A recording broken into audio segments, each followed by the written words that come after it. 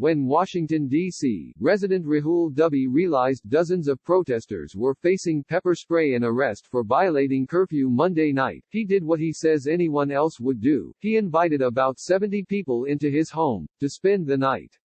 The protesters had been herded into Swann Street near DuPont Circle, as police forces around the city used helicopters and flashbang munitions in a crackdown on anyone violating a 7 p.m. curfew. By the time they reached Dubey's house, the protesters, many of them young, were desperate to get away. But they were hemmed in by police. They unleashed sheer hell on peaceful protesters right outside my stoop, Dubey tells NPR's All Things Considered. I don't know, I just flung the door open. And I just kept yelling, come in.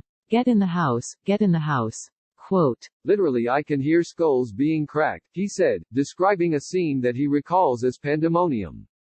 For around 10 minutes, he said, people flowed inside. As they did, Dubey shouted directions, hoping to find room for them all in his row house. It was a full escalator, is what it felt like, just pouring into the house.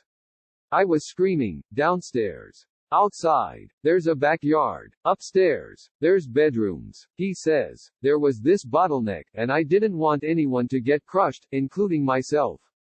D.C.'s Metropolitan Police Department made more than 300 arrests Monday night, most of them for violations of the curfew. Of that total, Police Chief Peter Newsham said, 194 people were arrested in the area of Swann Street. Speaking at a news conference Tuesday, Newsham added that police were in regular communication with Dubey throughout the night.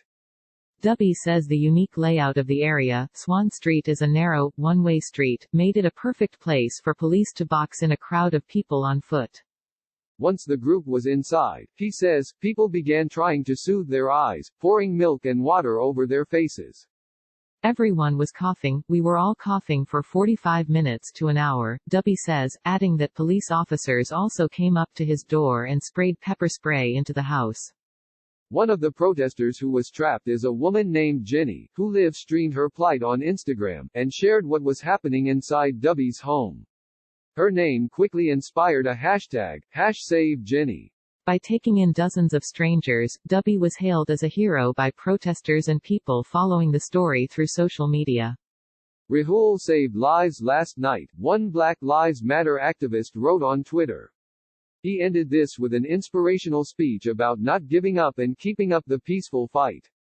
What a guy. Thank you, Rahul. But for hours, the police did not go away. Dubey, worried that anyone who left the house might be accused of breaking in, went around to each of his new guests, handing out his business card so anyone who ran into trouble could get in touch. They waited for us, man, like predators, so they could arrest us. We were doing no wrong in my house. I even said, they're my guests. Quote. Eventually, help arrived from outside. My neighbors brought pizza. I'd never met them, Dubey says. The protesters stayed until the curfew lifted at 6 a.m., when they began filtering out of the house. Many received rides from strangers who had coordinated a volunteer effort online to get them home. Dubey told a journalist from local TV station WUSA, I didn't do anything special. I know most people would have flung open that door. Despite the hardships, there were some magical moments in the house, he says. And he says he was impressed that the group was, in his words, doing their civic duty by protesting. They were doing that with pride and peacefully. And I was proud, Dubey says. And the protesters showed their gratitude. People offered money, they cleaned up the house. Those were the beautiful things, the hugs, he says. But by around 2 a.m., Dubey says, he was forced to make two rules. No one was allowed to say thank you to me anymore, because it was, stop, he says. The other rule was, they weren't allowed to ask me what my Venmo was.